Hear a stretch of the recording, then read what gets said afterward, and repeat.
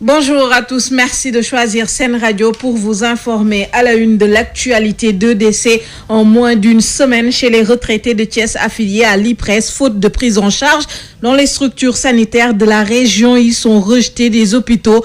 En sitting ce matin, ils annoncent un vaste plan d'action. Les précisions à suivre avec Babacar Ndao. Et puis encore 4 nouveaux décès liés à la Covid-19 en 24 heures. 112 décès depuis le début de la pandémie. Et puis 95 nouvelles contaminations enregistrées aujourd'hui, 30 cas graves pris en charge. Et c'est dans ce contexte que le gouvernement décide de la fin de toutes les restrictions. Le ministre de la Santé et de l'Action sociale, Abdoulaye Diouf Sarr, explique la décision du chef de l'État. Impossible d'obtenir des résultats contre le coronavirus dans le chaos économique, plaide Abdoulaye Diouf Sarr. De plus, aucune de ces restrictions n'était respectée. Le gouvernement a perdu le contrôle, regrette le sociologue Dr Souleymane Lo. Il sera l'invité de cette édition. Puis nous ferons le point sur la distribution des kits alimentaires à Dakar. Une distribution qui se déroule dans les établissements scolaires alors que les cours ont repris. Une situation difficile, constat au CM Grand Yoff à suivre dans cette édition. L'actualité internationale, la revue de presse pour compléter cette édition mise en onde par Pape Abdoulaye Dieye. Sud Midi.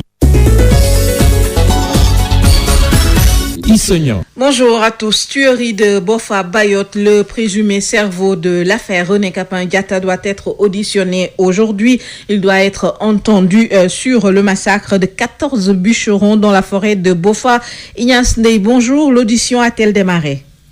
Bonjour Issegna, vous l'avez dit, le présumé cerveau de cette affaire de la tuerie de Bofa Bayotte, le journaliste René Capain-Diatta est dans le cabinet du juge depuis à 9h. Il fera face, ou bien il est en train de faire face, en tout cas au juge d'instruction. C'est dans le cadre de la tuerie de Bofa Bayotte qui, vous l'avez rappelé tout à l'heure, avait fait 14 morts. En attendant la fin de l'audition de René Capain-Diatta les prochaines heures, le juge d'instruction Augustin Diouf a entendu, il faut le rappeler hier, un autre présumé auteur de cette tuerie. Il s'agit de Omar Ampoy Bodian, qui a été arrêté le 20 janvier 2018, soit 2 semaines après cette tuerie survenue le 6 janvier.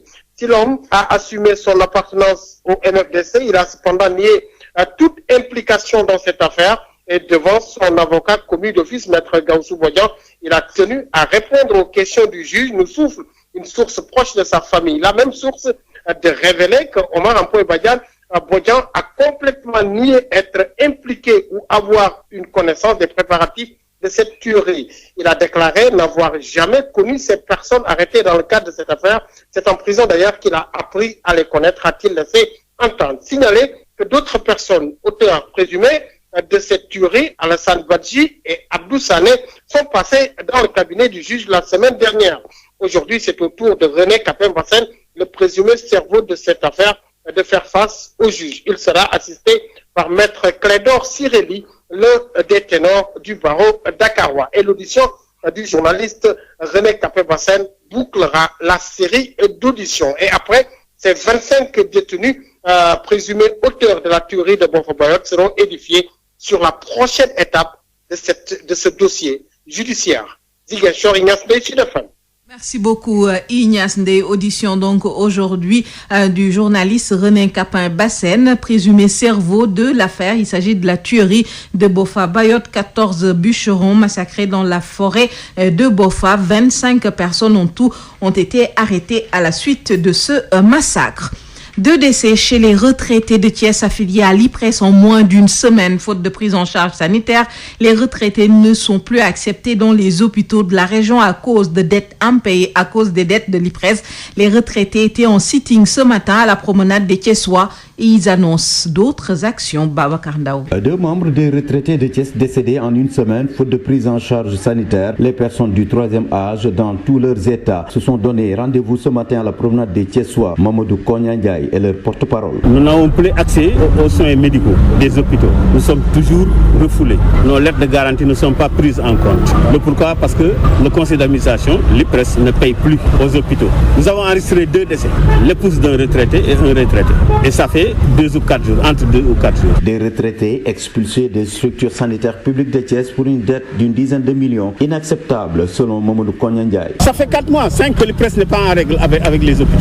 La seule solution qu'il y a là-bas, c'est de payer. C'est une dizaine de millions. Les retraités de Thiès oubliés dans le plan de résilience déplore Ousmane Kébé. Les retraités sont mis à l'écart. C'est les parents pauvres de la population sénégalaise. Quand on tient compte que 30% des ménages au Sénégal sont administrés par des personnes âgées, je pense qu'aujourd'hui, l'aide alimentaire qui est distillée de gauche à droite ici au Sénégal devrait pouvoir profiter aux retraités qui aujourd'hui gèrent au moins des familles et au moins souvent on se retrouve avec des retraités qui gèrent des familles dont il y a 40 ans, de 35 ans de jeunes de 30 ans parce que avec le chômage, les retraités sont obligés de se substituer à l'État.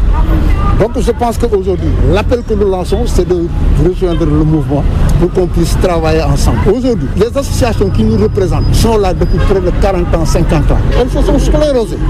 Et de telle sorte que je pense qu'aujourd'hui, elles ne sont plus capables de nous défendre. Des retraités dans les rues de Thiès, aucune action ne sera de trop, selon eux. Babacar Ndaw, Thiès Sud.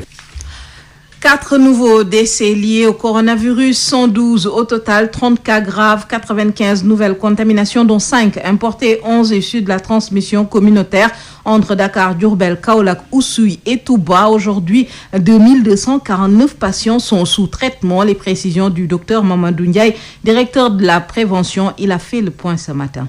Sur 1274 tests réalisés, 95 sont revenus positifs, soit un taux de positivité de 7,5%. Les cas positifs sont répartis ainsi qui suit. 79 cas contacts suivis par nos services, 5 cas importés enregistrés à l'aéroport international Blaise Diagne, 11 cas issus de la transmission communautaire répartis entre Cité Sonatel 1, Grand Dakar 1, HLM 1, Mariste 1, Parcelles Assainies 1, Point E 1, Yoff 1, Diourbel 1, Kaolack 1, Oussouye 1 et Touba 1. 90 patients hospitalisés ont été contrôlés négatifs et déclarés guéris. 30 cas graves sont pris en charge dans les services de réanimation. 4 nouveaux décès liés à la COVID-19 ont été enregistrés dans nos structures ce lundi 29 juin 2020. L'état des autres patients hospitalisés est stable. À ce jour, 6793 cas ont été déclarés positifs, donc 4431 guéris, 112 décédés et donc 2249 sous traitement. Le ministère de la Santé et de l'Action sociale exhorte les populations au respect strict des mesures de prévention individuelle et collective qui mettent l'accent sur les mesures barrières, à savoir, je le rappelle, la distanciation physique, le port de masque et le lavage des mains, entre autres. Je vous remercie. Vous venez de suivre le point quotidien avec le directeur de la prévention, Dr Mamadou Ndiaye. Le ministre de la Santé et de l'Action sociale, Abdoulaye Diouf Sarr, a tenu à expliquer la décision du chef de l'État de lever toutes restrictions pour permettre la relance de l'économie. Abdoulaye Diouf Sarr estime qu'aucune réponse sanitaire efficace n'est possible dans le chaos économique. Écoutons Abdoulaye Diouf Sarr, qui annonce d'ailleurs une évaluation de la stratégie ce 2 juillet. A annoncé d'importantes mesures qui placent la poursuite de la riposte sanitaire dans un environnement de sécurité économique et sociale plus favorable et garant d'une plus grande sérénité dans nos interventions. En effet, aucune lutte sanitaire n'est possible dans un chaos économique et social. Toutefois, la situation de l'axe Dakar-Thiès-Diourbel, qui polarise 9 cas sur 10, et plus particulièrement celle du département de Dakar, sont là pour nous rappeler que la vigilance doit être accrue et que le respect des mesures barrières doit être de rigueur. Le caractère imprévisible du virus doit nous faire accepter l'évolution erratique de la courbe des cas. Je voudrais à ce propos féliciter le personnel médical pour les résultats obtenus dans la prise en charge des cas positifs. Et je note ici pour féliciter l'ensemble de l'équipe de réanimation, puisque plus de 70% des cas graves sortent de réanimation tous les jours. Mesdames, Messieurs, une meilleure connaissance du virus nous a permis la prise en charge en extra-hospitalière. Et aujourd'hui, la prise en charge à domicile est possible pour certains patients qui bénéficient d'un cadre approprié. L'évaluation prévue le 2 juillet sera l'occasion pour l'équipe technique composée d'éminents spécialistes de revenir sur l'ensemble de ces aspects.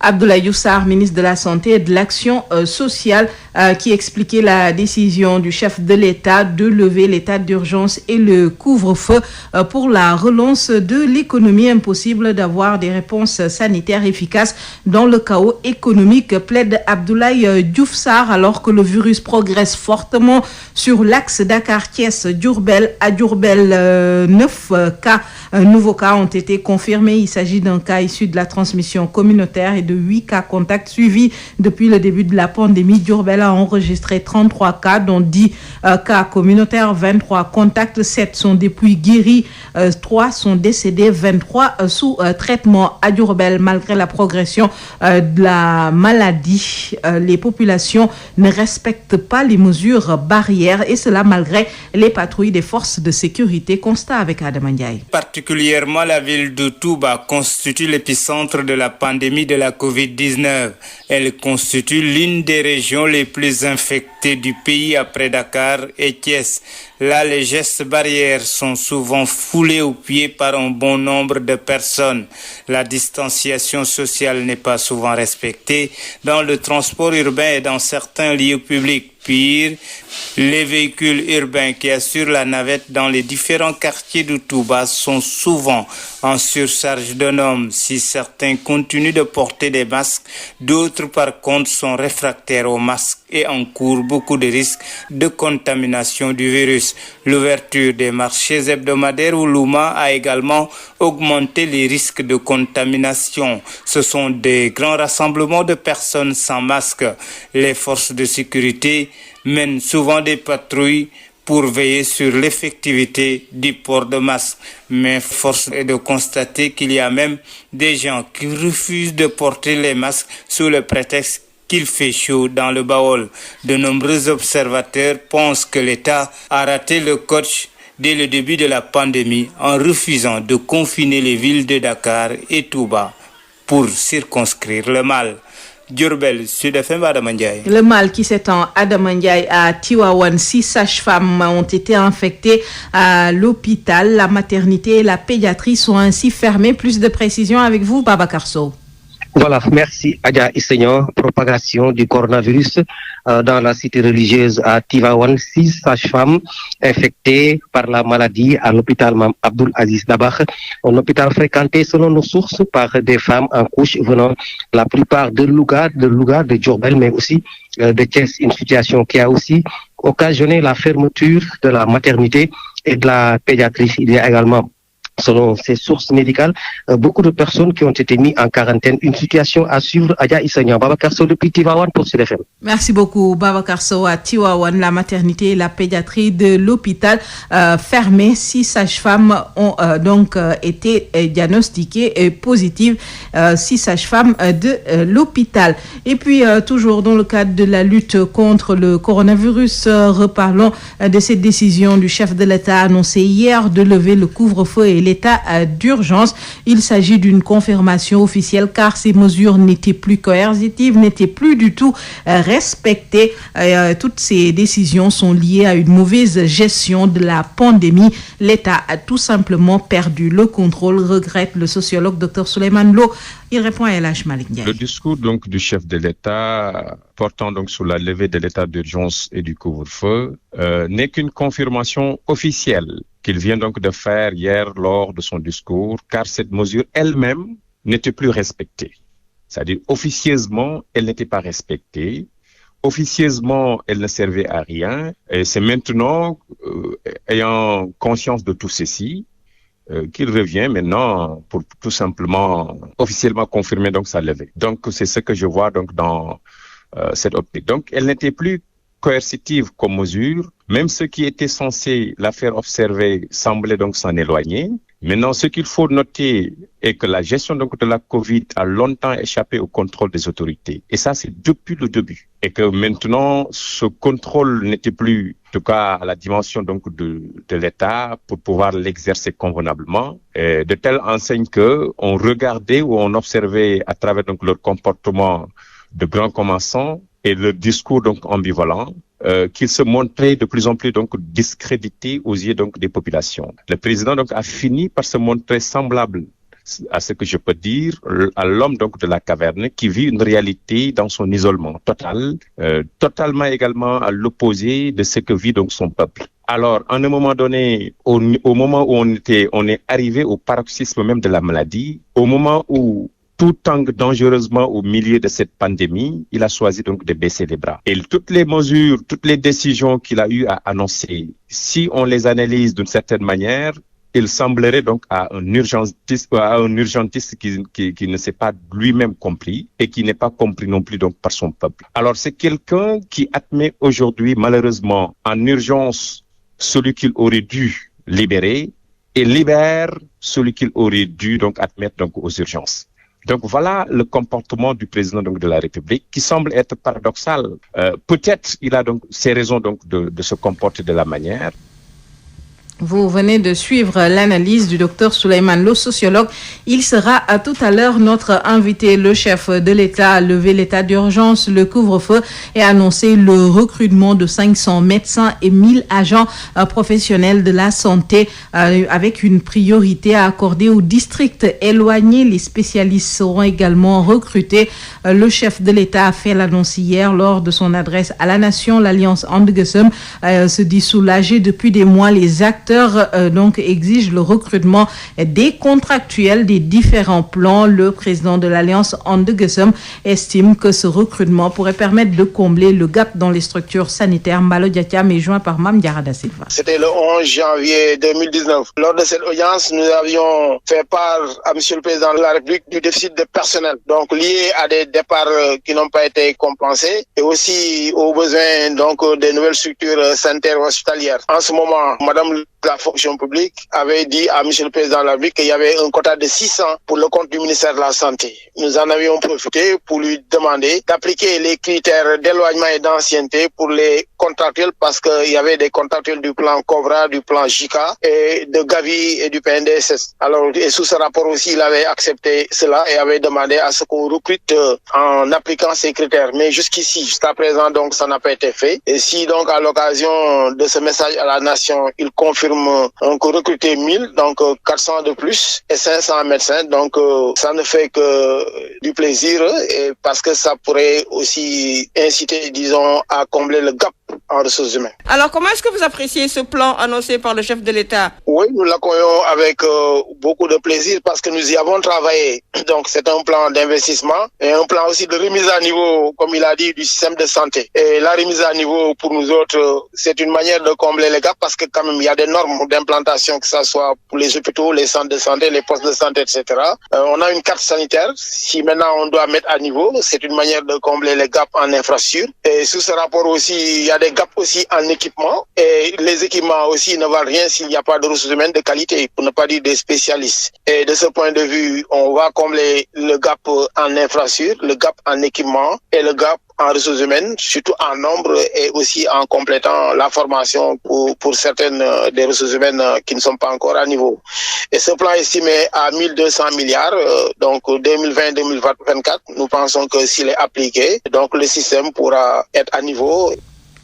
Venez de suivre la réaction de Mbalo Diatiam. Le chef de l'État a également annoncé un programme national de relance de l'économie. Il faut une réunion d'urgence. Des correctifs doivent être apportés sur le plan social. L'atteinte d'une souveraineté alimentaire également essentielle. Le volet sanitaire et le secteur de l'éducation doivent être revus selon l'économiste professeur Meïssa Babou. Il répond à Hapsé Limanouane. Je pense que les leçons à tirer de la COVID-19 sont peut-être les insuffisances notées au niveau de notre économie. Il s'agit en fait pour asseoir une économie souveraine de comprendre que nos pays africains ont des fractures énormes et qu'il faudra forcément combler. Et l'essentiel du premier PSE était en fait des infrastructures, surtout dans le domaine du transport, toutes choses qu'il faudra à mon avis corriger parce que les manquements ont été criards, surtout du côté de l'investissement social. Donc, je crois qu'il faut peut-être maintenant comprendre que l'investissement au niveau de l'agriculture pour l'autonomisation, une souveraineté alimentaire de notre pays est essentiel parce que rien que pour l'aide alimentaire des kits, ça fait 3 mois qu'on peine à aider les gens parce que les éléments qui composent ce kit-là ne sont pas disponibles. La deuxième chose, c'est peut-être aussi l'aspect sanitaire. Et quelques défaillances, une saturation très rapide et un manque de personnel a été aussi souligné et je crois que le président a dit même qu'il allait recruter après 500 à 1000 personnes. Enfin aussi, côté éducation, on note des difficultés de moderniser en fait notre système pédagogique. Ce qui fait que dans ces 3 dimensions, le Sénégal a montré tellement de limites que le PSE2 doit quand même être réorienté vers ces problèmes-là. Et je crois que c'est peut-être ce que le ministre Hott avait dit il y a quelques semaines, qu'il y aurait une réorientation de cette politique-là. J'attends en tout cas de voir qu'une orientation en tout cas vers ces secteurs défaillants-là constitue peut-être les éléments en tout cas fondamentaux d'un PS2 qui doit être purement social. Voilà. Maïssa Babou, professeur Maïssa Babou au micro de Hapsa Elimanouane. Parlons de la distribution des kits alimentaires à Dakar, distribution qui se déroule dans les établissements scolaires alors que les cours ont repris. C'est le cas au CM Grand Yoff, constat avec Aïssatou Gueiba. Plusieurs familles attendent encore devant la porte du CM Grand Yoff pour bénéficier de kits alimentaires, mais à l'intérieur, tout au fond, des élèves de 3e sont également dans les salles de classe. Sécrétion ou sécréteur ou synthèse. Deux activités se poursuivent ainsi dans cet établissement depuis la reprise des cours, un fait qui aurait pu être évité selon le principal Josette Ndiaye. Entre le moment de stockage et celui de la distribution, il y a eu un gap de 1 mois. Sinon, s'ils avaient immédiatement distribué 2 jours ou 3 jours après le stockage, il n'y aurait pas eu ce carambolage entre les 2 activités. Donc il y a eu un retard il y a eu un grand retard entre le stock et la distribution. 9 salles de classe sont aménagées tout au fond pour permettre aux élèves de poursuivre leurs études en quiétude, chose qui nécessite une organisation bien particulière. Les 9 salles réservées aux élèves sont tout à fait au fond de l'école. Les professeurs et les élèves sont isolés. Alors à la pause, on les fait venir à la cantine par 5, comme ça il y aura une distanciation physique, il n'y aura pas de rapprochement entre les élèves. Ensuite il y a une surveillante ou un surveillant qui est avec eux derrière pour s'assurer qu'ils se sont bien lavé les mains et qu'ils portent toujours les masques. Maintenant pour la distribution du riz qui se fait ici, nous avons réservé 8 salles vers les 2 portails. Comme ça l'accès sera facile pour les populations. Des élèves perturbés par le fait de voir des sacs de riz, bidons d'huile, sachets de pâtes alimentaires entre autres éparpillés au sein de l'établissement, mais c'est bien pour la bonne cause, nous dit Assietou Diouf, élève en 3e.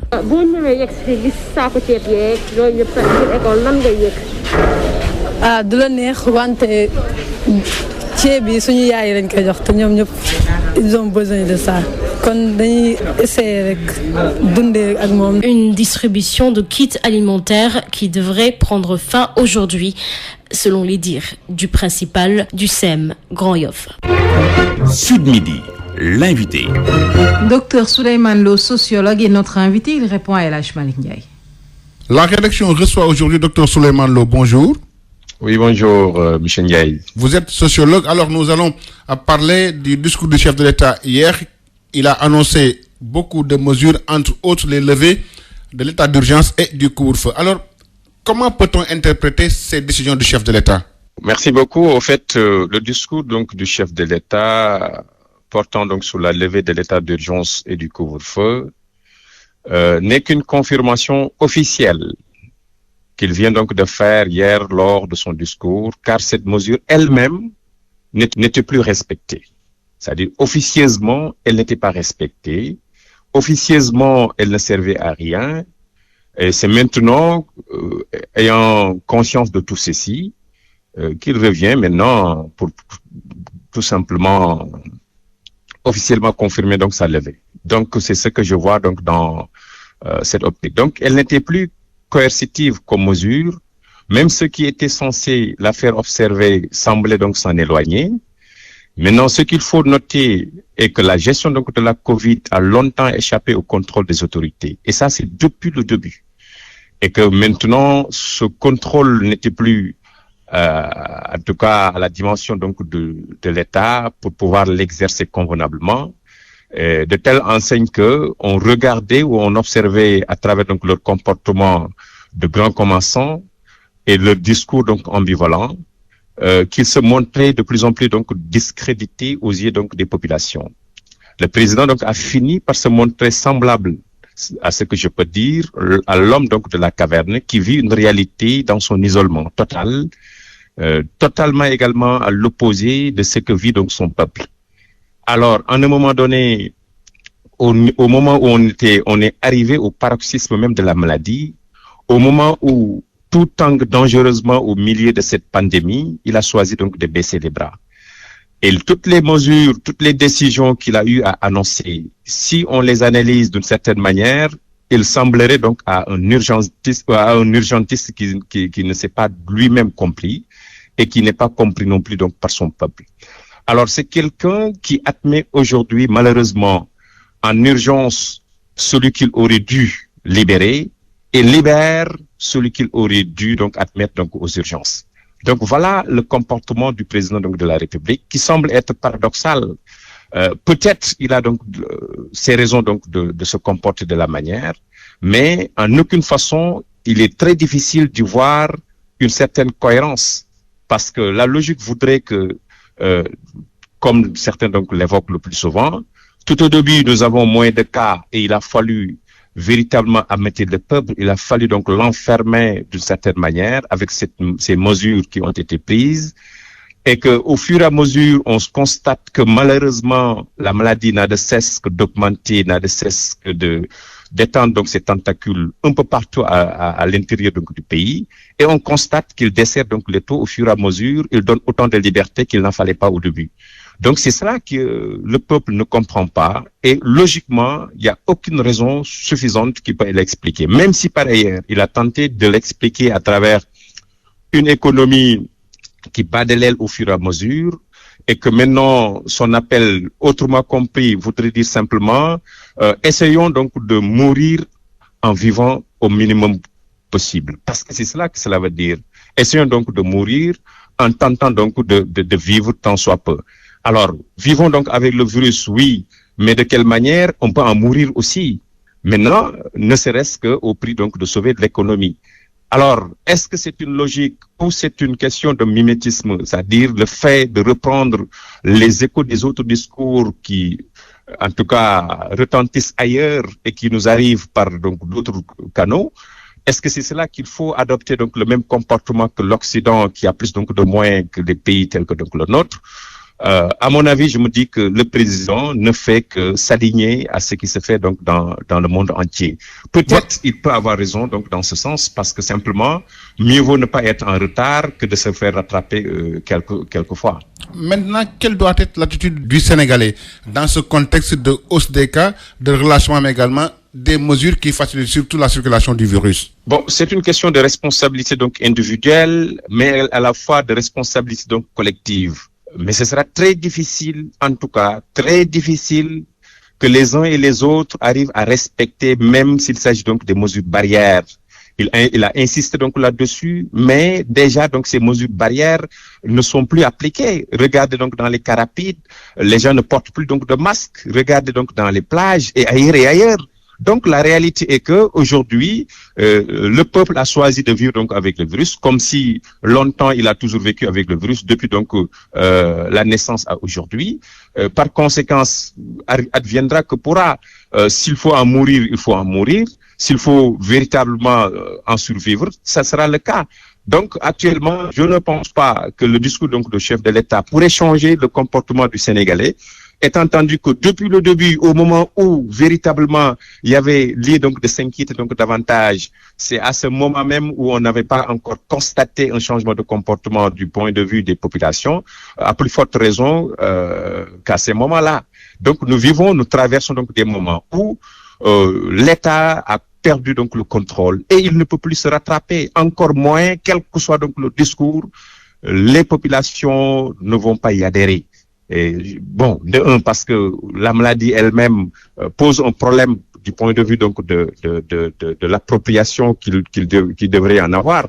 Le peuple n'adhère pas convenablement donc à cette croyance, à l'existence même donc de la maladie.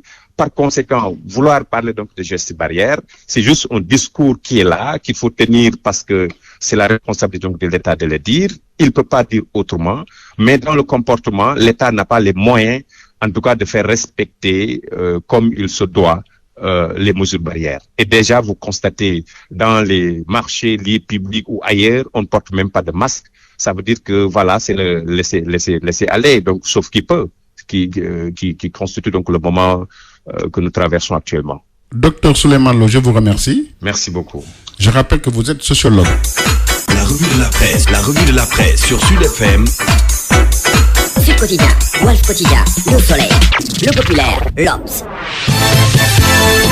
La revue de la presse sur Sud FM. Écoutez la différence.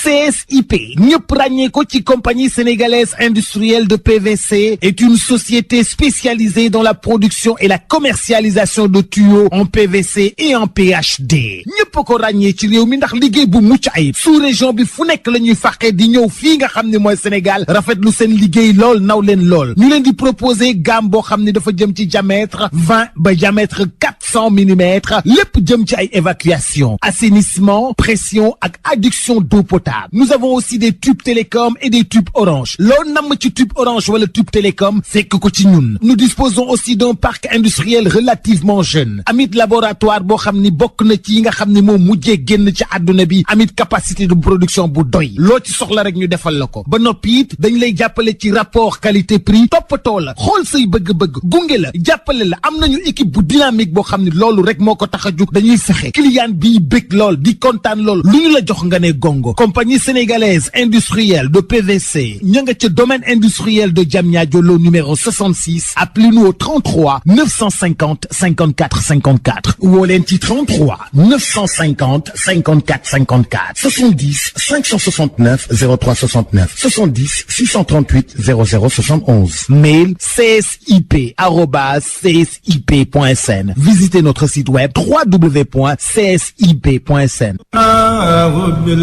Établissement Mbaye et Frères nekk spécialiste ci lépp lu jëm ci tabax kër ngir mu mucc ayib te taaru lu ci mel ni aluminium pour bâtiment fenêtre porte ak protection inox étanchéité ak fibrociment pour toiture ñun waa réew mi xam nañ ne boo bëggee tabax lu mucc ayib matériaux yu baax te wóor ngay wut moo tax établissement Mbaye et Frères jug ci sa teel moo tax ngeen taamu ko.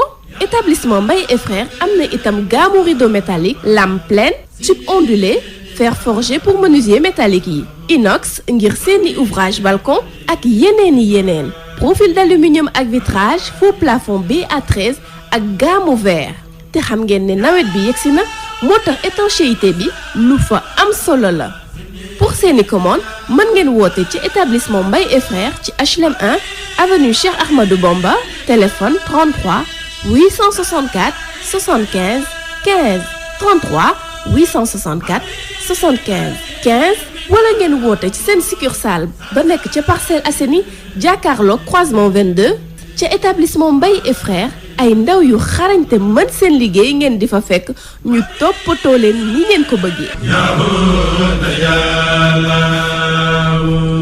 CSIP et les établissements Mbaye et Frères vous offrent la revue de presse.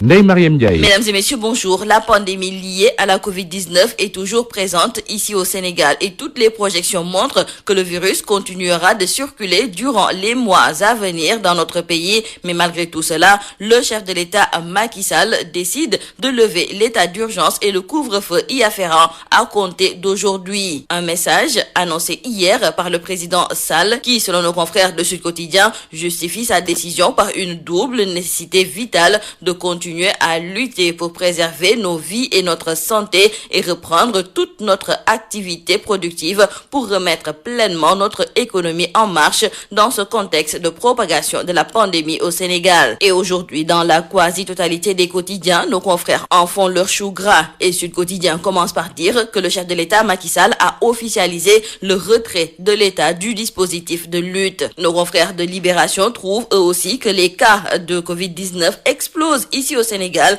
mais n'empêche, Macky lève tout. Nos confrères de Critique d'ajouter que le chef de l'État a donné un visa de séjour au virus ici au Sénégal. Général Macky signe l'armistice, c'est le titre qui barre la une du journal Tribune. Et pour nos confrères de Vox Populi, Macky a lâché le virus pour sauver l'économie du pays. Nos confrères de l'Évidence, eux, trouvent que par rapport à la levée de l'état d'urgence et du couvre-feu, c'est un bilan d'échec. Quoi qu'il en soit, nos confrères du quotidien Le Soleil tiennent à nous rappeler que pour le président Sall, la lutte contre la pandémie de coronavirus n'est pas encore finie, car les services de santé et tous les autres acteurs mobilisés dans la riposte anti-Covid donnent le meilleur d'eux-mêmes et le président est persuadé qu'en définitive, l'issue de la lutte contre le nouveau coronavirus dépendra en grande partie de nos propres comportements individuels et collectifs. Donc, par rapport à ce retour à la vie normale combiné au nombreux cas de coronavirus détectés chaque jour,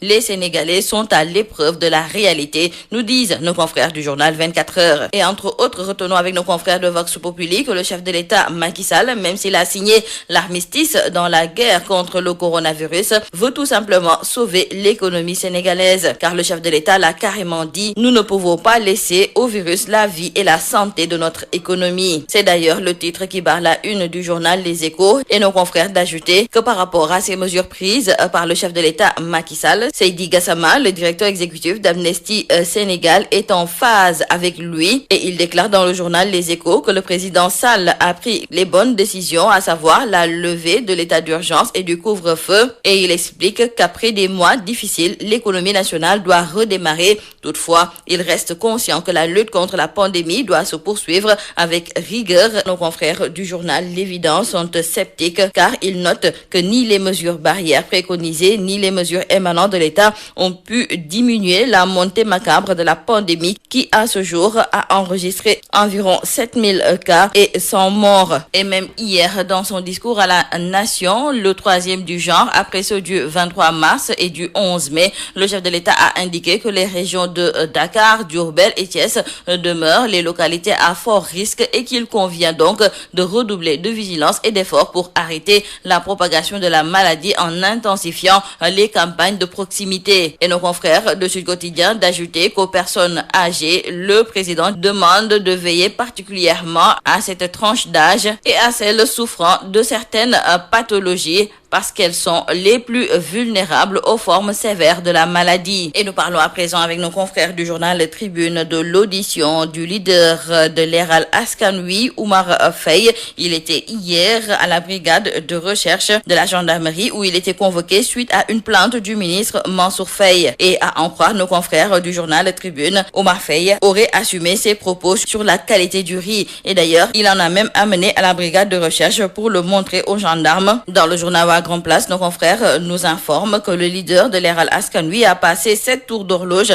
dans les locaux de la brigade de recherche de la gendarmerie et à sa sortie, Oumar Faye s'est déclaré satisfait de la conduite des gendarmes qui ont été selon lui professionnels. Et c'est pourquoi il demande à Mansour Faye de rester fair play et de laisser la gendarmerie mener son enquête. En foot, retournons avec nos confrères du quotidien du sport au stade que la 32e journée de Premier League se poursuit ce mardi avec le duel entre entre Brighton et Manchester United, actuel 6e et loin de ses objectifs et d'une place dans le Big Four pour participer à la Ligue des Champions. Pour ce qui est de la Liga, nos confrères nous parlent de ce choc sur le podium contre l'Atlético et le Barça devra donc surmonter les tensions ce soir. Terminons par nos confrères du journal Tribune qui nous racontent qu'à Yeumbeul Nord, dans le département de Pikine, 13 enfants se sont retrouvés à l'hôpital. Ces enfants qui étaient tous dans une fête d'anniversaire ont bu du jus de bissap. Ils sont âgés entre 13 et 16 ans et à Yeumbeul Nord, les supputations vont bon train, mais un seul enfant asthmatique est encore maintenu en observation. Les autres sont finalement rentrés chez eux. La police a ouvert une enquête et nos confrères nous signalent que la femme qui a vendu le jus de bissap aux enfants est introuvable. C'est tout à vos journaux et très bonne lecture. CSIP, ñëpp ràññee ko ci compagnie sénégalaise industrielle de PVC, est une société spécialisée dans la production et la commercialisation de tuyaux en PVC et en PHD. ñëpp ko ràññee ci réew mi ndax liggéey bu mucc ayib. sous région bi fu nekk la ñuy fàqee di ñëw fii nga xam ne mooy Sénégal rafetlu seen liggéey lool naw leen lool. ñu leen di proposer gamme boo xam ne dafa jëm ci diamètre 20 ba diamètre 400 millimètres lépp jëm ci ay évacuation, assainissement, pression ak adduction d'eau potable. Nous avons aussi des tubes télécom et des tubes orange. Loo namm ci tube orange wala tube télécom fekk ko ci ñun. Nous disposons aussi d'un parc industriel relativement jeune. Amit laboratoire boo xam ni bokk na ci yi nga xam ne moom mujjee génn ci àdduna bi. Amit capacité de production bu doy. Loo ci soxla rek ñu defal la ko. Ba noppi it dañ lay jàppale ci rapport qualité prix toppatoo la xool say bëgg-bëgg gunge la jàppale la. Am nañu équipe bu dynamique boo xam ne loolu rek moo ko tax a jug dañuy fexe client bi bëgg lool di kontaan lool lu ñu la jox nga ne gongo. Compagnie sénégalaise industrielle de PVC ña nga ca domaine industriel de Diamniadio lo numéro 66. Appelez-nous au 33 950 54 54 woo leen ci 33 950 54 54 70 569 03 69 70 638 00 71. Mail csip@csip.sn. Visitez notre site web www.csip.sn. Établissement Mbaye et Frères nekk spécialiste ci lépp lu jëm ci tabax kër ngir mu mucc ayib te taaru lu ci mel ni aluminium pour bâtiment, fenêtre, porte ak protection, inox, étanchéité ak fibrociment pour toiture. ñun waa réew mi xam nañ ne boo bëggee tabax lu mucc ayib matériaux yu baax te wóor ngay wut moo tax établissement Mbaye et Frères jug ci sa teel moo tax ngeen taamu ko. Établissement Mbaye et Frères am na itam gamme rideau métallique, lame pleine, tube ondulé, fer forgé pour menuisier métallique yi, inox ngir seeni ouvrage balcon ak yeneen. Profil d'aluminium ak vitrage, faux plafond BA13 ak gamme verre. te xam ngeen ne nawet bi yegsi na moo tax étanchéité bi lu fa am solo la. Pour seeni commande mën ngeen woote ci établissement Mbaye et Frères ci HLM 1 avenue Cheikh Ahmadou Bamba, téléphone 33 864 75 15 33 864 75 15 wala ngeen woote ci seen succursale ba nekk ca Parcelles Assainies jàkkaarloog croisement 22 ca établissement Mbaye et Frères ay ndaw yu xarañte mën seen liggéey ngeen di fa fekk ñu toppatoo leen ni ngeen ko bëggee. CSIP et les établissements Mbaye et Frères vous ont offert la revue de presse.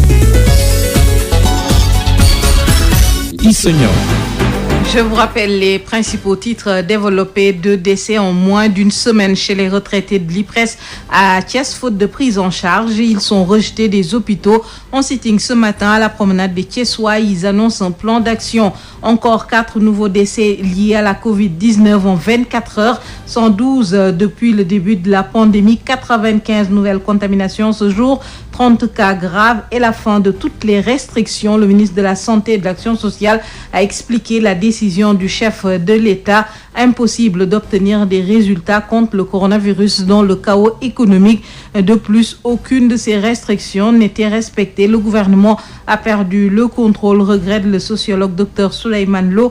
Il était l'invité de cette édition mise en onde par Pape Abdoulaye. Merci de l'avoir suivi. Retrouvez à 13h El Hadj Maodo Faye pour le journal en wolof. Bonne suite de programme sur